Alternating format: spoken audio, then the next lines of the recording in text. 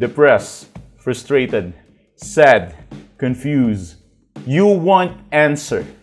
Let's talk.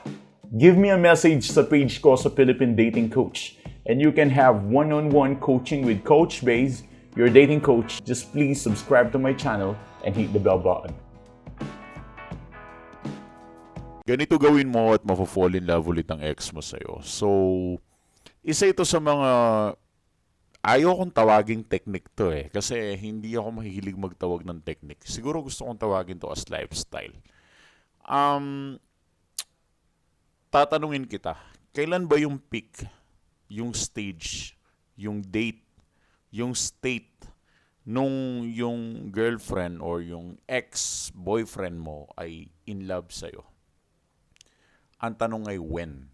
Kailan ba siya nababaliw sa'yo? At nung mga panahon na yun, pwede ba nating i-throwback muna, mag-rewind muna tayo? Tignan muna natin yung past, what really happened. Okay, remember the past nung, example, ikaw ang babae, remember the past nung nililigawan ka pa niya. At alam mo sa sarili mong sobrang baliw na baliw siya sa'yo. You know, we know the fact na talagang addictive talaga siya. Sobrang addict niya na talagang hindi siya makokontento hanggat hindi ka niya nakukuha. Those days, right? So those days, yung mga araw na yun. At isa sa mga araw na yun is yung nafo-fall ka kahit papaano para sa kanya. And then yung day biglang dumating, bigla kang dinump, bigla kang iniwanan, bigla kang sinaktan. Pero, noong mga dating panahon, in love siya sa'yo. So, ano ba yung meron dati na wala na ngayon? At ano yung meron ngayon na wala na dati? Simple lang. Nagbago ka na. Hindi na ikaw yung dating nagustuhan niya.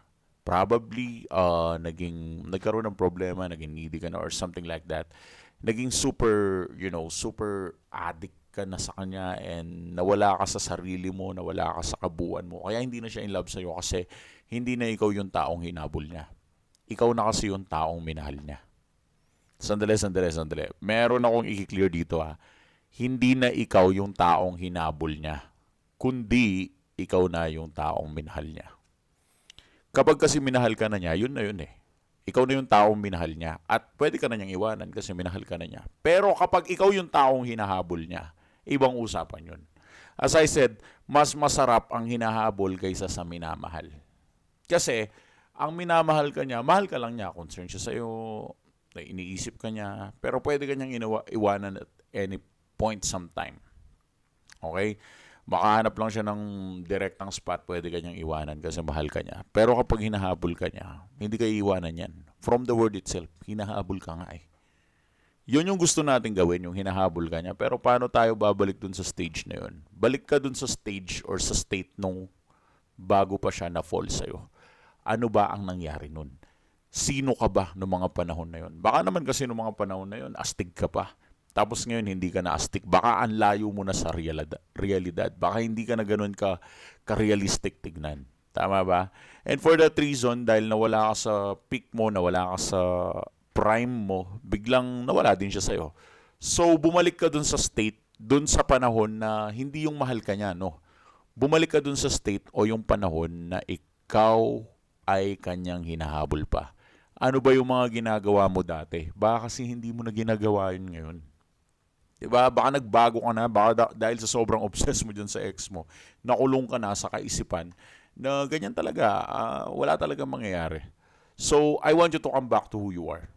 Literally, noong mga panahon na hindi ka pa in love sa kanya, balikan mo yung mga araw na yon. At kapag nabalikan mo yung mga araw na yon, maniwala ka man sa hindi, yung ex mo, parang magnet yan. Kung saan na lang yan na babalik at mafo-fall in love sa'yo.